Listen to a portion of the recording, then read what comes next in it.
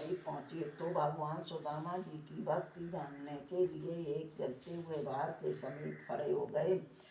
रास्ता चलते हुए सुदामा भी उनकी भार के समीप आ गए और देखा कि जलते हुए भार के समीप एक व्यक्ति खड़ा है। सो वहीं रोककर पूछा, भैया जगन्नाथ जी का यहाँ से कितनी दूर है? मनुष्य रूपी भगवान ने कहा कि यह आप जगन्नाथ जी के समीप ही खड़े समझो। सुदामा जी ने कहा, भैया तो फिर वह रास्ता बताओ कि जिससे मैं जल्दी जगन्नाथ जी के दर्शन कर सकूं। भगवान ने जलते हुए बाहर का मुख दिखाते हुए कहा कि इस रास्ते से जाने से शीघ्र ही दर्शन होंगे। सुदामा जी ने कहा, यह तो आग से तप रहा है। मनुष्य रूपी भगवान ने कहा,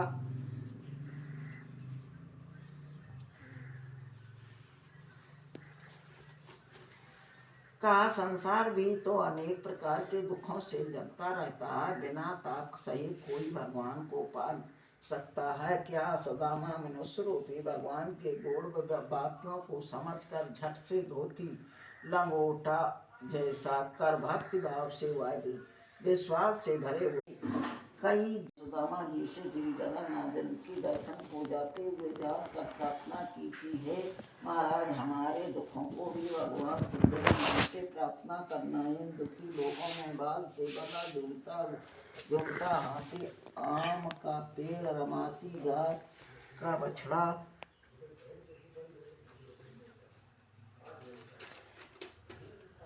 बछड़ा ताकलैया, आग से भरी बरोशिया वाली औरत, मचिया चिपकी औरत, इन सबने अपने अपने व्यथा का कहा। साथी ने कहा, मेरा जीवन बंदेली गुजरता जाता है, मुझे न कोई खुलता है न समीप ही आता है। आम के पेड़ ने कहा कि मैं इतना भागा हूँ कि समय से मेरे फल लगते हैं किंतु पकने पर कीड़े पड़ जाते हैं, कोई खाने वाला नहीं है। गाय ने कहा कि मेरा बछड़ा अलग बनाता है, मैं अलग किंतु मिल नहीं पाती हूँ।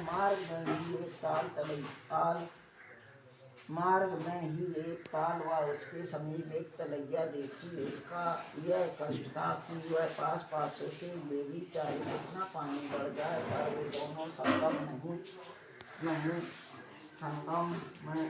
नहीं होता था। थोड़ी दूर एक कछुआ था जो सबकी देखना पड़ा।